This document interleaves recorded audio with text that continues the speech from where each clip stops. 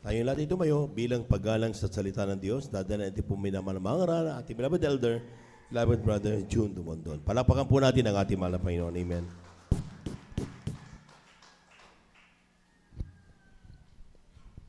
Praise the Lord. God bless you, beloved elder, Brother Jobin Ferrer. Purihan tingin ng Panginoon. Tayo po'y manalangin. Mapagpalang Diyos, Ama naming banal, malapang Yesu Kristo. Salamat, malapang Panginoon, o Diyos, sa iyong banal na gawain, malapang Panginoon, sa bawat yugto, malapang Panginoon. Hallelujah, sa aming pagpupuri, malapang Panginoon. Salamat sa pagkilos mo sa aming kalagitnaan, o Diyos. Sa bawat bahagi, malapang Panginoon, no kung saan, malapang Panginoon, patuloy, malapang Panginoon, yung banal na presensya, o Diyos. Malapang Panginoon, narito po kami, malapang Panginoon, sa bahagi po muli, malapang Panginoon, ng pag-aaral po namin ng ibang salita, o Diyos. Basbasan mo po, o Diyos, na nawa makipagpapahala, malapang Panginoon, ang aming pag-aaral. Sa umagang ito, malapang Panginoon, patawarin mo mga abang lingkod, o Diyos, sa mga pong kasumpungan, malapang Panginoon, sa aking mga karumihan, malapang Panginoon. Ano po, malapang Panginoon, nagawa kong hindi mo kalugod-lugod, malapang Panginoon. Hindi ko nabantayan ang aking sarili sa mga bagay, malapang Panginoon. Hindi mo kalooban, malapang Panginoon, patawarin mo po ako, o Diyos. Linisin, malapang Panginoon. Malapang Panginoon Yesu Kristo, Diyos, sa aming pagdadaling pala salita, malapang Panginoon, ikaw magbigay, malapang Panginoon, sa aking mga labi ng iba na salita, malapang Panginoon, maging pagpapala, malapang sa bawat sa amin, malapang Panginoon, at aming hiniling, malapang Panginoon, na kumilos ka sa aming kalagitnaan, o Diyos, hallelujah, aming sinasaway ang lahat ng uri, malapang Panginoon, ng hadlang, malapang gawa ng kaaway, di mo yun ang antok, hallelujah, di mo sa hindrances, di mo nyo nung walang gana sa pakikinig ng salita mo, Diyos, sa pangalan ni Jesus. Sa pangalan ni Jesus, we pray, amen, amen. Hallelujah. Hallelujah, in Jesus' name.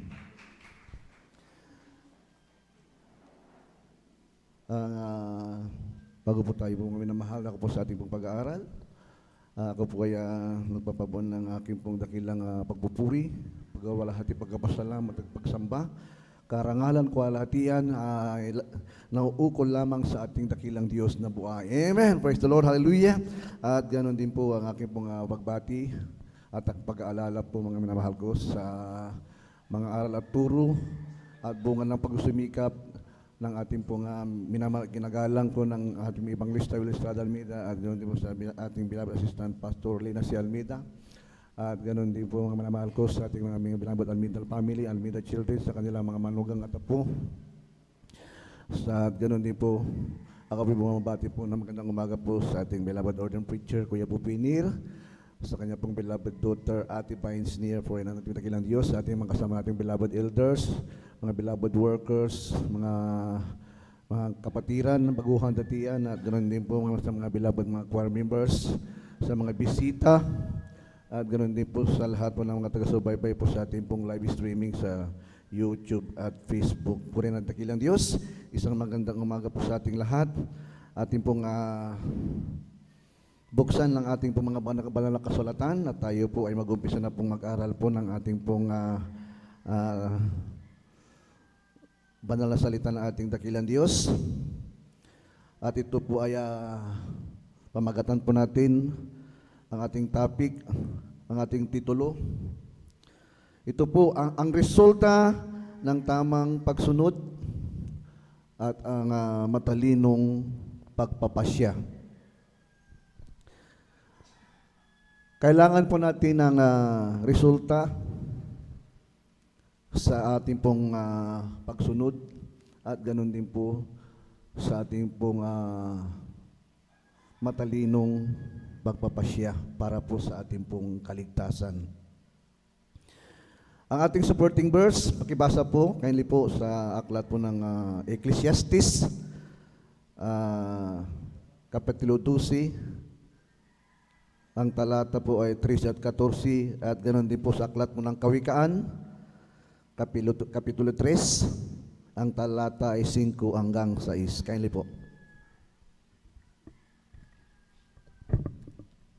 Dito po sa aklat ng Ecclesiastes, Kapitulo 12, talatay 13 hanggang 14, ito ang wakas ng bagay, lahat ay narinig.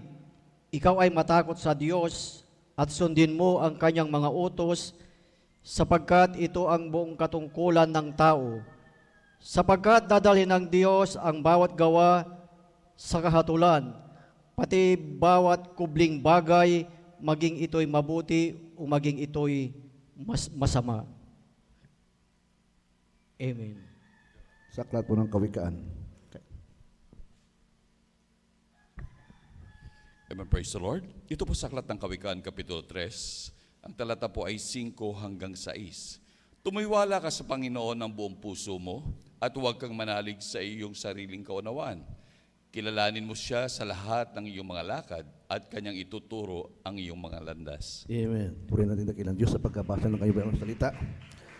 Tunay po, mga kapatid, narito po tayo, naglilingkod sa ating pinakamamahal na Panginoon. Ang ating goal,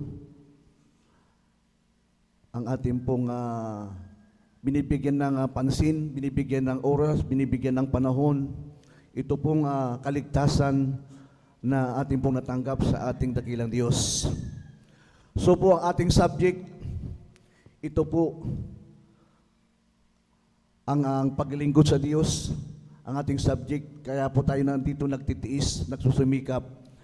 Bakit? Gusto po natin magmana ng buhay na walang hanggan. Ang ating pong ultimate goal, ito po ang heaven, eternal life, at ang salvation. Kaya po tayo narito pong lahat, nagtitiis sa mga bagay, sa mga pagsubok, dahil ang bawat sa atin, ang ating minimiti, tayo po ay magkaroon ng kaligtasan doon po sa piling ng ating pinakamamahal na Panginoon. Kaya po ang utos ng Diyos, ang katungkulan po natin, mga minamahal kong kapatid, ang sumunod at maglingkod sa ating pinakamamahal na Panginoon, sapagkat ito po ang ating pong binibigyan ng diin kung bakit po tayo nagsusumikap maglingkod sa ating pinakamamahal na Panginoon. Ang sabi po ng Aklat ng Kawikaan, Kapitulo 3, ng talata 5 hanggang 6, tumiwala ka sa Panginoon ng buong puso mo at huwag kang manalig sa iyong sariling kaunawaan. 6, kilalanin mo siya sa lahat ng iyong mga lakad at kanyang ituturo ang iyong landas. Ito, mga mahal na kapatid, napakapaliwanag po na tayo po ay magkaroon po ng wise na decision sa bawat dapat natin pong ganapin. Magkaroon po tayo ng magandang resulta sa ating pagsunod sa ating dakilang Diyos. Bakit? May batas na nilagay ating pinakamamahal na Panginoon na kailangan po tayo po ay makasunod po ng tama. Bakit? Dahil po, ang iba sa atin na naglingkod sa ating mahal na Panginoon, ayaw sumunod, ayaw pong makinig, at sa kanila pong maling pagpapasya, hindi po sila laging matalino. Kaya po ang ating dakilang Diyos, tayo pa ay tinuturuan sa lahat ng bagay na dapat mo nating lakaran, kailangan po pinag-iisipan po yan. Bawat plano nating pong gagawin, pinag-iisipan po yan. Hindi po tayo pwedeng lalakad po na wala pong plano. Kaya po, sa ating paglilingkod sa ating pinakamamahal na Panginoon, kailangan po magkaroon po tayo ng matalinong kaisipan, matalinong desisyon upang tayo po makarating doon ng pinangako na ating pinakamamahal na Panginoong Jesucristo. Na tunay po na ang paglilingkod sa ating pinakamamahal na Panginoon, ito ay napakahalagang bagay na pinagkaloob po sa bawat isa sa atin. Huwag po nating palagpasin ang kaligtasang ito, sapagkat ang buhay ng tao, ang panahon at ang oras, tayo po'y naglalakbay sa mundong ito. Ang ating pong panahon, ang ating edad, nadudugtungan, hindi po bumabata. Tayo po'y nagkakaedad. Habang tayo po'y nagkakaedad, humihina po ang bawat pisikal natin. So, ang bawat sa atin, pinaghahandaan po natin ang mga bagay na ito sapagkat ang kaligtasan, Isang beses lamang mangyayari ito sa buhay ng isang tao. Bigyan natin ng kahalagahan ang ating kaligtasan sapagkat sa isang iglap, kakatok po sa atin ang kamatayan. It is appointed unto men once to die, and after this was the judgment. Hindi natin alam ang oras, mga kapatid ko. Kaya po, ang sabi ng banal na kasulatan, be wise po tayo sa paghahanda sa ating pong kaligtasan. Once na nawala po ito, mga minamahal ko, ang naghihintay po sa atin, ang aagaw po sa atin, ang kalaban ng ating mahal na Panginoon. Doon po tayo sa kalaban ng ating mahal na Panginoon kay Satanas. Kaya ko, grabe po ang pagsusumikap ng dyablo sa lahat ng mga mananampalataya na tayo po ay ibagsak, tayo po mawalay sa presensya ng ating mahal na Panginoon.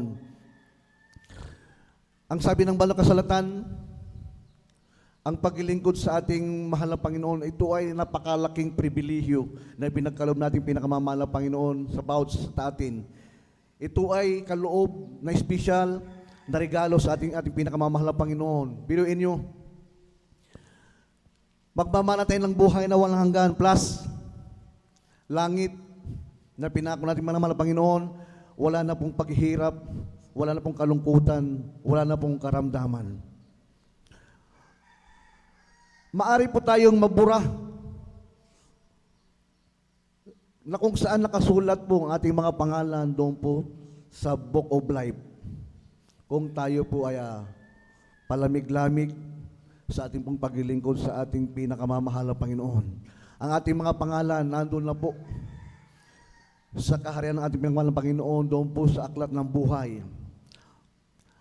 Alam niyo po, naalala ko po ang patutuo ni Brother Arnel Pilino, ang langit ay impyerno, isang manipis na papel lamang po. Siya po'y dinala ng anghel ng ating pinakamamahal na Panginoon. Mula sa lupa, dinala siya sa langit at nakita niya po ang impyerno. Ang pagitan ng langit at impyerno, isang manipis na papel lamang po. Seconds lamang po, pwede tayong malaglag, pwede tayong mawalay, pwede tayong mawala, pwede tayong agawin ng dyablo. Kaya po, ang paalala ng ating pinakamamahal na Panginoon, tayo po'y mag-isip ng may katalinuhan. Ang bagay na ito ay paghandaan natin ng maigi sapagkat wala na pong rewind ito. Hindi na tayo pwedeng bumalik back to the future. Ito po ay minsan lamang mangyayari sa buhay ng isang tao. Yung regalo ng ating pinakamamahal na Panginoon, ang heaven, eternal life as a salvation. Kaya po, ano po ating gagawin?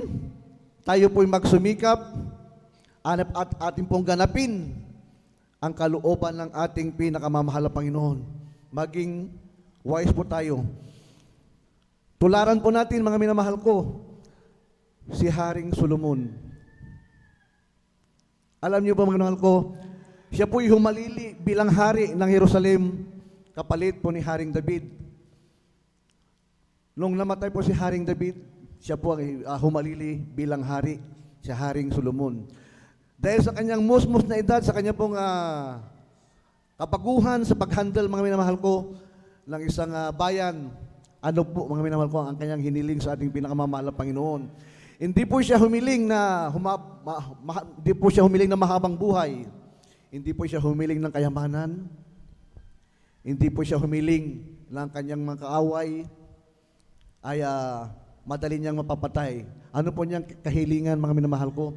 Ito po ang karunungan, ang wisdom. Puri natin pinakamamahal na Panginoon. Ito po yung mababasa po natin. Kailan lang po sa unang hari, 1 Kings, chapter 3, verse 7 up to 12. Amen. Hallelujah. Kailan po pakibasa?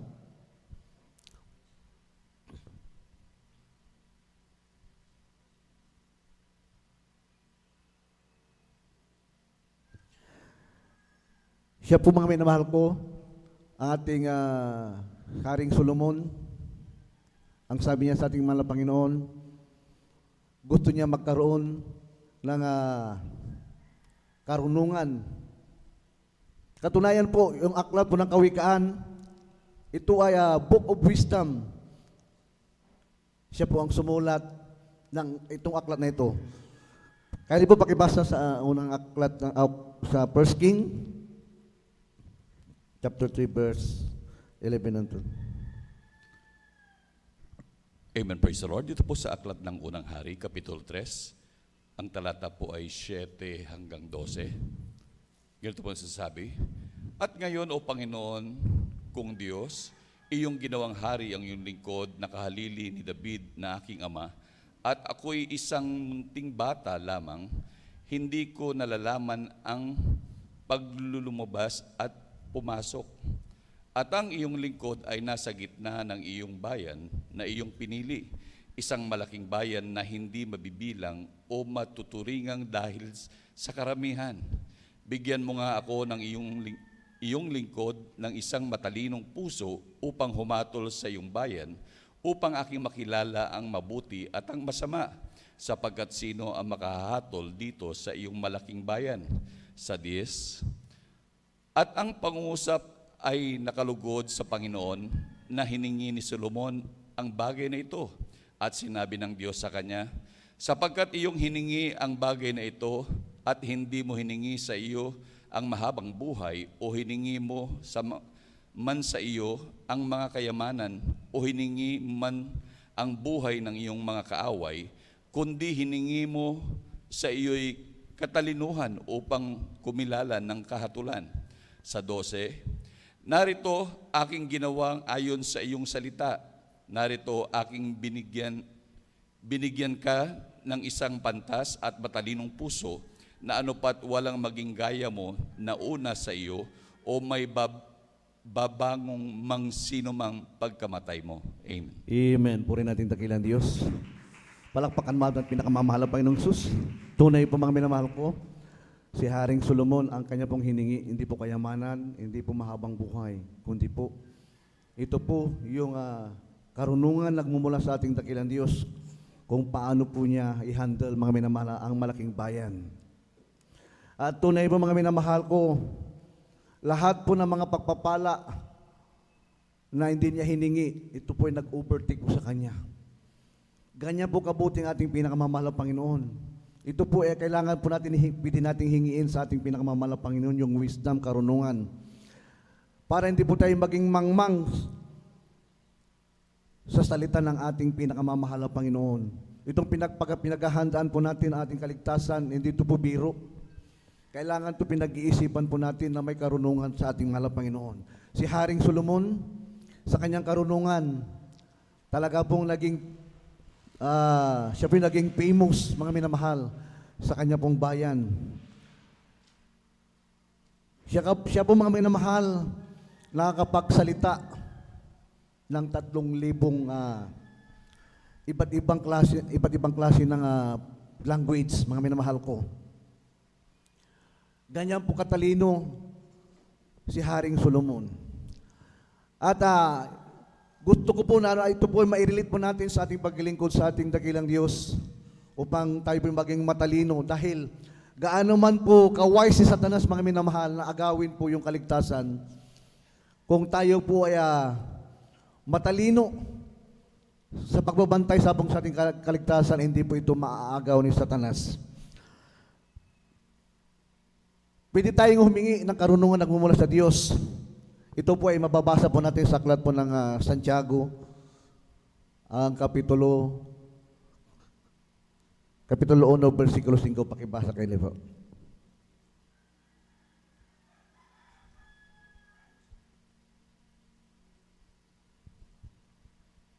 Amen, praise the Lord. Dito po sa aklat ng Santiago, Kapitulo 1, ang talata po ay 5. Ganito po nasasabi, "Ngunit kung nagkukulang ng karunungan ang sino man sa inyo, ay humingi sa Diyos na nagbibigay ng sagana sa lahat, hindi na anupat, at ito'y ibibigay niya sa Kanya." Amen. Purihin natin pinabangan. Palakpakan po ating dakilang Diyos. Tunay po mga minamahal, pwede tayong humingi. Bibigyan tayo ng ating mahal na Panginoon ng tamo pong kaisipan, karunungan, katalinuhan sa pagpapasya. Kaya po mga minamahal, magiging magandang resulta ang ating pong bawat desisyon, bawat pagsunod. Bakit? Matalino tayo eh. Nakakapag-isip tayo, binigyan tayo ng malapit ng karunungan. Bakit? Itong katawang lupang ito, mga minamahal ko, sa totoo lamang po din natin ito pag-aari. Ang katawan natin, nung tayo po nabautismuhan, tayo po kumilala sa Diyos, tinanggap natin ang ating mahal na Panginoon. Hindi na po tayo nagmamayari ng ating buhay. So mga minamahal ko, kailangan po nating sumunod sa ating dakilang Diyos. Hindi na po tayo yung nasusunod sa ating sarili. Pupunta ako dito, pupunta ako doon. Kailangan po, nandyan po ang guidance ng ating mahal na Panginoon. Ihiling po natin ang sa ating dakilang Diyos. Kung ito'y makakabuti, kung ito'y magiging pagpapalang ating pupuntahan. Ako yung maging ibang bansa, mahal na Panginoon, kalooban mo ba? Lahat po ng bagay, ihiling natin sa ating pinakamamahal. Bakit? Ang driver ng ating buhay, ang ating dakilang Diyos. Amen! Palakpakan natin ating pinakamamahal na Panginoong Hesus. At tunay po, na ang Diyos, ang sabi ng Banal na Kasulatan, pakibasa po dito po sa aklat ng unang Korinto, ang talata ay, ang kapitulo 6, ang talata po ay 19 po ang mag-20. Kindly po. 1 Corinthians chapter 6 verse 19 to 20. Dito po sa aklat ng unang Korinto, Kapitulo 6, talatay 19 hanggang 20. O hindi ba ninyo nalalaman na ang inyong katawan ay templo ng Espiritu Santo na nasa inyo, na tinanggap ninyo sa Diyos at hindi kayo sa inyong sarili, sapagkat kayo'y binili sa halaga, luwalhatiin nga ninyo ang inyong katawan, ang Diyos. Amen. Amen. Pwede natin ng Diyos, pagkabasa ng salita. Tunay ko na itong katawang lupa natin ito ay babalik sa labok.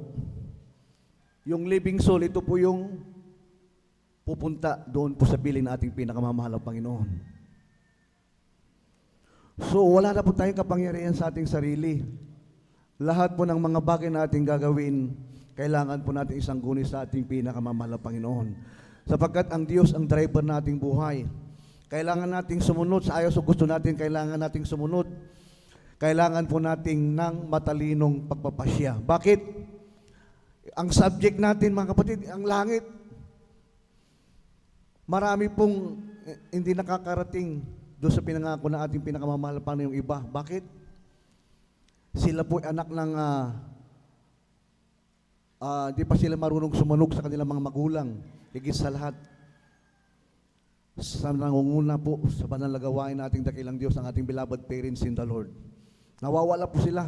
Kaya nga sabi ko sa inyo, ang kaligtasan, kasing nipis lang po ng papilyan. In a twinkle of an eye, maaari po tayong agawin ng dyablo. Nawala na po yung kaligtasan na ating pong hinahangad sa ating pong paglilingkod sa ating dakilang Diyos. Napakahalaga po ang kaligtasan ng bawat sa atin. Bakit? Ito ang kinakailangan po natin pagtuunan ng panahon, pagtuunan ng pansin. Bali, wala lahat ang bagay sa libutan ito, mga kapatid. Lahat ng bagay, useless po lahat yan. Ang importante sa lahat ng bagay, ito po yung sinasabi ng ating pinakamamahal na Panginoon, ang paglilingkod natin sa ating dakilang Diyos. Kaya po tayo narito, nagsasakripisyo, nagpupuyat, nag-overnight. Sana pong bawat sa atin galing sa trabaho, nandun na po tayo nagpapahinga. Subalit, bakit? Tayo po yung nagpupuyat. Ito po yung utos ng ating pinakamamahal na Panginoon bilang paghahanda sa pagbabalik ng Diyos. Napakahirap kung iisipin po natin ating kalagayan, ating mundong ginagalawan. Maraming tukso, maraming temptasyon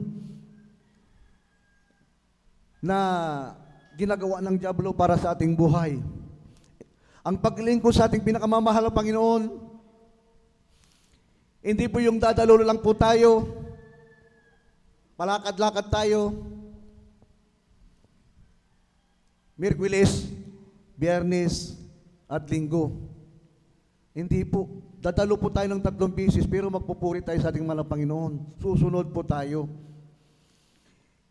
At gaganap po ng kalooban ng ating pinakamamahal na Panginoon. Hindi po yung dadalo po tayo, magbibigay tayo, tapos na po. Hindi po. Ang paglilingkod sa ating mahal na Panginoon, ito po ay pinagtatrabahuan po natin. Bakit? Napakaiksi na po ng panahon. Lalong-lalo po sa ating mga kapatiran ng mga edad na. Sa mga medyo mga bata pa, siguro, nag-iisip pa sila ng mga buhay na sa kanilang kinabukasan, hindi po masama yan. Ang ibang tao nag-iisip ng mga bagay na kanilang pansarili dito sa sanlibutan. Ginagawa ng lahat, mga minamahal ko. Umiinom ng vitamins, pampalakas ng katawan, pumapasok sa mga gym, nag-ehersisyo para lumakas ang kanilang buong pisikal. Yung mga mayaman, kumukuha po ng mga gwardiya, kanila pong mga escort, mga minamahal. Bakit? Para maprotektahan po sila sa kanilang mga kaaway. Ganun po ang buhay ng sanlibutan. Yung iba nag-aaral sa ibang bansa, para lamang bang masabing sila po'y matalino. Pero, baliwala po lahat yan, mga kapatid ko. Wala po yan sa ibabaw ng lupa atong ginagalawan. Inuutos ng Diyos ang ating buong katungkulan ang sumunod. Sundin ang utos ng ating pinakamamahal na Panginoon ang maglingkod sa Kanya. Sapagkat ito po ang buong katungkulan po natin. Wala na pong iba. Yan ang pinakamataas na utos ng ating pinakamahal na Panginoon, ang Diyos ating paglingkuran, magkaroon po tayo ng takot. Yung mga bagay na yan, ito po ay palamutin na lamang ng sanlibutan. Para po, hindi po yan masama. Yung tayo po yan tumangkilik ng mga bagay na yan. Yan po, mga minamahal ko, ay kung ating pong pagtutunan ng pansin, ay mawawala po tayo sa ating dakilang Diyos. Subalit, kung ang ating pong ibabalance, mga minamahal ko, mamuhay tayo ng may kapayapaan sa mundong ito, mamuhay tayo ng tiwasay, mga kapatid. Subalit, hindi tayo nakakilala sa ating mahal na Panginoon, baliwala po ang lahat ng bagay na yan. Kaya po, mga kapatid ko, ating po i-recall, mga minamahal, ang isang hari, isa pong general dito po, mga minamahal ko, sa Biblia. Si General Naaman, mga kapatid. Siya po ay matapang, marangal, matipuno. Isang kawal ng isang hari sa dako ng Syria. Subalit, pagdating ng araw, sila po'y kinapitan ng sakit na gitong. Si Haring Naaman, mga kapatid, siya po may sakit na leprosy. Alam niyo, mga mahal na kapatid, bagamat siya po'y tanyag na matapang na sundalo ng hari, nung siya po, mga minamahal ko, ay kinapitan ng sakit na kitong na wala na pong kagalingan.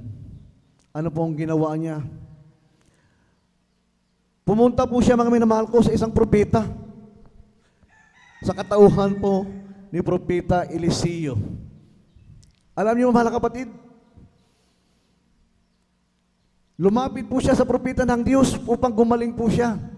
Ang sabi ng propeta ng ang ating mahal na Panginoon, si Prophet Eliseo, pumunta ka, maligo ka ng 7 beses sa ilog ng Jordan at ikaw gagaling. Dahil nga po siya po ay marangal na tao, matipuno, matapang na tao. Kung iisipin niyo po, nung panahon na yun, mga minamahal ko, ang ilog po ng Jordan, ito po ay napakarumi. Lahat po ng klase ng mga hayop, doon po tinatapon lahat ng mga klase ng basura. Talaga po napakarumi yung ilog Jordan. na sinabi po ng isang propeta. Alam niyo po, dahil nga po mga minamahal, nag-init po kanyang ulo dahil nga po yung ilog Jordan na napakarumi. Isipin mo, may kitong ka, lulusong ka doon. Pero ang sabi ng kanyang mga tauhan, bakit hindi mo subukan? Walang mawawala sa iyo. Lumusong ka. Alam niyo po, dinikdik po niya yung pride. Dinikdik po niya. Nag-isip po ng katalinuhan na may karunungan. Lumusong po siya. Ang sabi ni Haring Naaman, ni Naaman, ni General Naaman, ang sabi niya, bakit may tubig naman sa Damasco na mas malinis dyan? Bakit hindi doon lang sinabi mong doon ako pwedeng lumusong? Ang sabi niya, namili pa siya. Pero ang sabi ng propeta ng Diyos, lumusong ka doon sa ilog ng Jordan. Ang sabi kanya ng mga tauhan, dahil nga po nag-init ang ulo ni General Naaman, ang sabi niya, bakit hindi mo subukan? Alam niyo mga kapatid, dahil sa kanyang matalinong desisyon, gusto niyang gumaling, dinikdik po niya ang kanyang pride. Siya po'y lumusong, naligo po siya sa ilog Jordan, bagamat ito po'y napakarumi. Alam niyo, pagkatapos niya pong umahon, nalinis po ang niyang buong katawan. Palakpakan po ating pinakamamahal na Panginoon. Naging kutis bata po ang niyang buong katawan. Ganyan po kabuti ang ating mahal na Panginoon pag tayo po ay sumunod. Ang propeta ng ating dakilang Diyos, ang ating pong katawan po ng ating beloved evangelist, Pastor Wilde Estrada Almeida, tayo po'y dumalo. Yan po ang utos niya, tayo po'y magpakainit. Dahil sa pamamagitan po ng ating beloved parents in the Lord, tayo po ngayon ay narito, nagtatamasa ng pagpapala. Natagpuan natin ang buong katotohanan, ang formula kung paano po umakyat ng langit. Gumaling po tayo. Napalaya po tayo sa ating mga bisyo. Ito ngayon, pinagpala tayo ng ating mahal na Panginoon. Sumunod tayo sa utos ng propeta. Tayo po ngayon, sa ating pagsunod, ang sabi ng banal na kasulatan, dikdikin po natin ating mga pride. Magpakababa tayo. Sundin natin ang kalooban ng ating pinakamamahal na Panginoon, ang utos ng propeta. Kalintulad po ni General Naaman, siya dinikdik po niya ang kanyang pride, lumusong po siya at siya ay naligo. Karakadaka, siya po ay nalinis. Pinagaling ng ating dakilang Diyos. Purihin natin ang dakilang Diyos na buhay at totoo po ang banal na kasulatan na kapag tayo po ay patuloy na nakikinig, patuloy po tayong sumusunod, tayo po ay pagpapalain nating pinakamamahal na Panginoon. Hindi po mahirap ang mga bagay na sumunod kung tayo lamang po ay nakikinig. May mga tao kasi, may mga iba dyan na nakikinig, sumusunod sa kalooban ng ating pinamahal na Panginoon, pero nagmumurmur, nagrereklamo pa rin. Hindi po yan ang kalooban ng ating pinakamamahal na Panginoon. Pag sumunod po tayo, 100%, yung po talagang pagsunod ng tama. Hindi po yung marami pong alingas-ngas na nanggagaling po sa ating mga puso, sapagkat hindi po yan ang kalooban ng ating pinakamamahal na Panginoon. Ang wise na Kristiyano, ang Kristiyanong wise na mag-isip, ito po ay nagpapakumbaba sa harapan ng ating dakilang Diyos. Palakpakan po natin ang ating mahal na Panginoong Hesus. At tunay po, mahal na kapatid, wala pong mawawala po sa atin sa pagsunod, sa ating pakikinig. Sapagkat sa ating pakikinig, dito tayo makakaroon po ng sapat na kaalaman, katalinuhan, upang ang ating mga sarili, mabantayan po natin kung ano po ating ginagawa. Hindi po yung mga bagay na nakikita natin sa ating mga katabi, sa ating mga kapatiran, sa mga katitisuran. Hindi po yan. Yung pinangako natin pinakamamahal na Panginoon, normal na po yan sa bilang isang Kristiyano. Nagbigay ang Diyos ng katitisuran.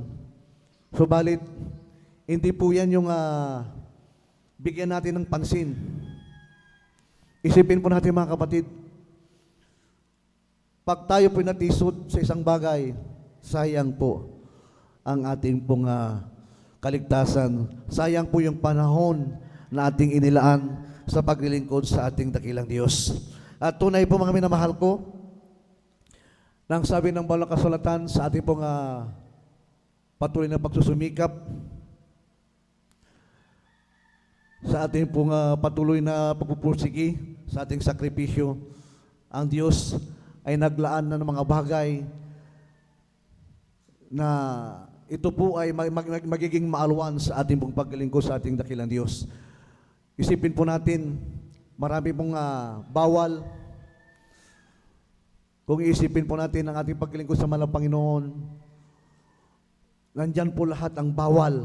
Subalit, ang mga bawal na mga minamahal ko, yan po ay hindi natin ginagawa. Bakit hindi po yan ang kalooban nating pinakamamahal na Panginoon? Kung tayo po susunod sa ating mga mahal na Panginoon, bagamat marami pong mabigat man po yung mga bawal, kung tayo po yung umiibig sa Diyos, lahat ng mga bagay pinapagaan ng ating pinakamamahal na Panginoon. Bakit? Gusto natin ng langit plus buhay na walang hanggan. Pakibasa po ang aklat ng Pilipos, Kapitulo 4, ang talata po ay 6. Kaya po.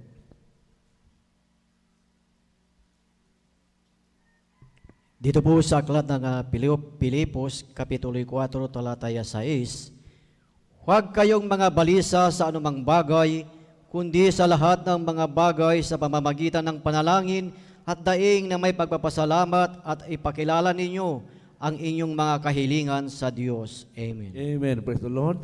Ang ating mga kahilingan, kailangan po yan kaakibat ang panalangin at pagsusumamo sa ating dakilang Diyos. Bakit?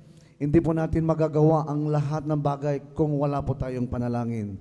Yan po ang importante sa mananampalataya. Yung tayo po ay lagi pong loaded, lagi po tayong full charge. Yan po yung pagpupuri. Yan po yung panalangin natin sa ating pinakamamahal na Panginoon, na tayo po palagi, huwag nating bibitawan yung panalangin natin sa ating pinakamamahal na Panginoon. Lagi po nating gampanan, gawin ang pagpupuri, sapagkat ito po yung kalasag natin, ito po yung kapangyarihan natin, na ito po ay magiging magsasalba po sa bawat sa atin sa kapahamakan, at ganoon din po, ito po ay panlaban natin sa gawa ng dyablo sa ating buhay. Last verse po, malapit na ba tayong magtapos? Pakibasa po ang aklat po ng Kolosas, Kapitulo 3, versikulo 2. Ayan.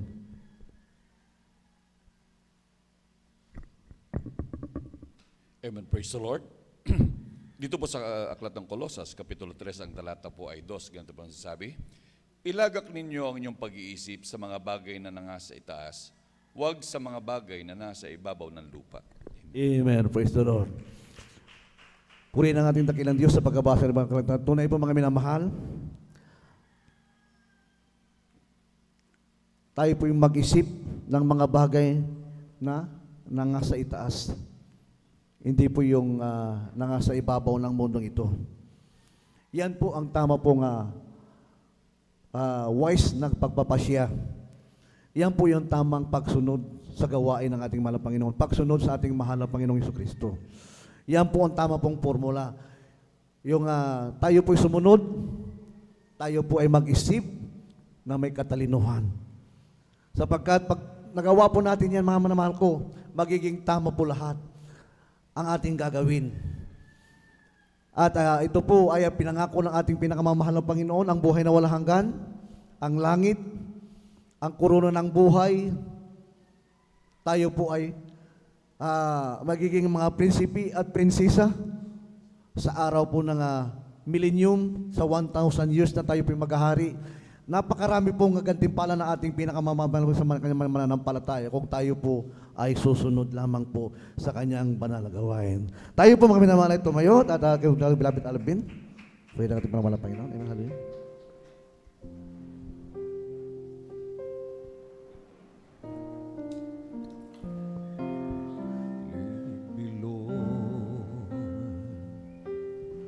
Lead me by the hand and help me face the rising sun.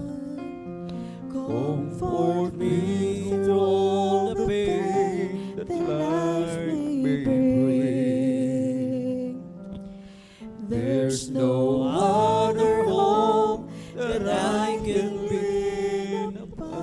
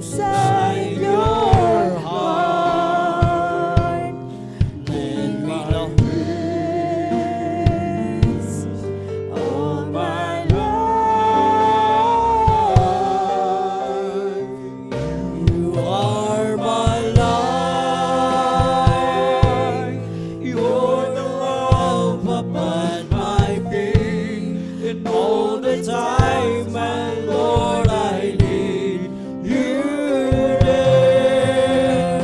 You are my life.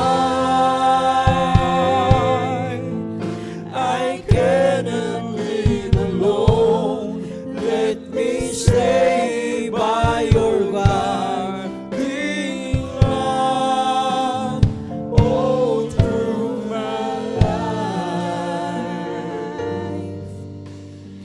Lead me, Lord. Lead me, Lord. Even though at times I'd rather go along my way, help me take the right direction, take your road. Lead me, Lord, and never leave my side. All my days, all my life, you are my life. You're the lamp upon my feet, and all the time, my Lord, I need you there. You are my life. I cannot live alone. Let me stay by your guiding love all through my life. Lead me, Lord.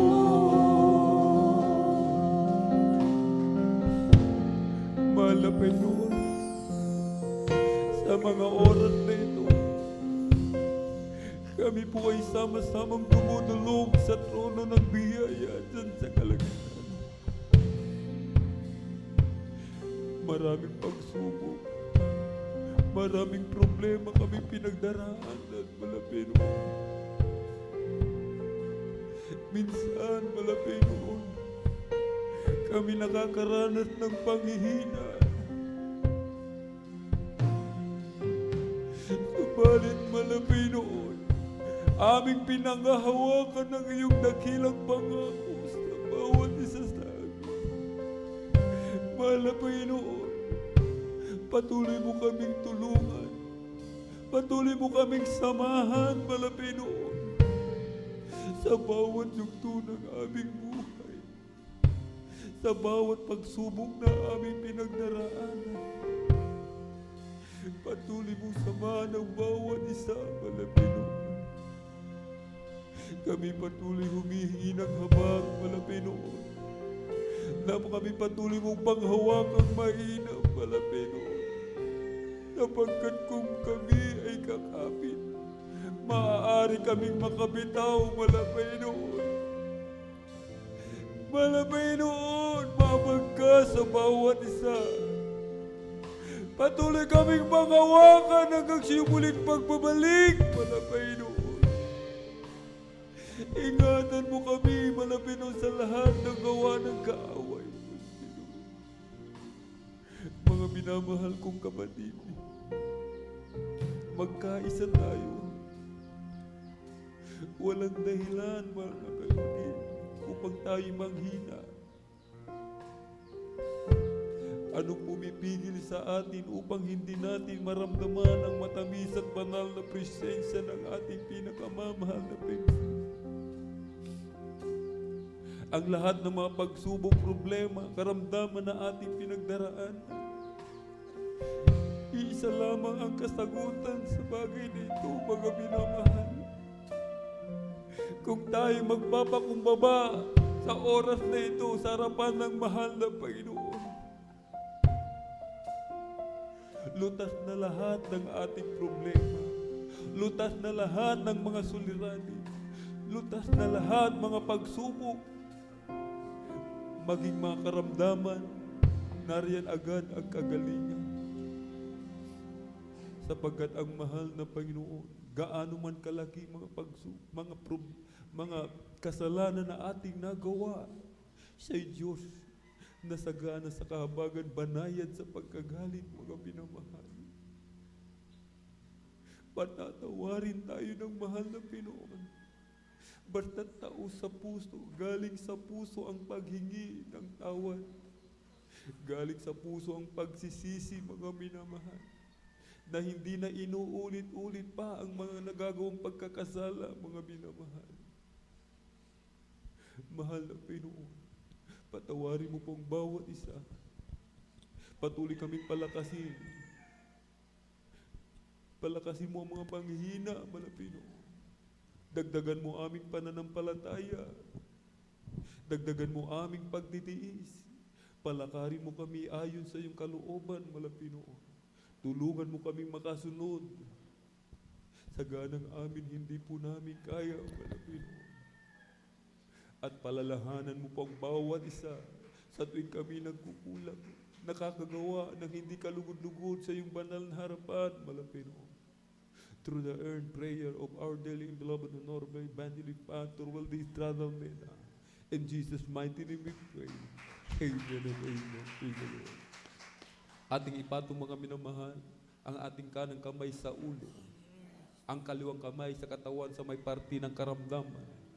Banggitin po natin, mga minamahal, mga demonyo ng karamdaman, ubosipon, lagnat, trangkaso, panlalabo ng mata, dulot ng katarata, sakit sa puso, tuberculosis, mga cancer, leukemia, kidney trouble, liver cancer, rheuma arthritis, mga paghihina, panlalamig, panlulubaybay, demonyo ng kahirapan, cast out in the mighty name of Jesus.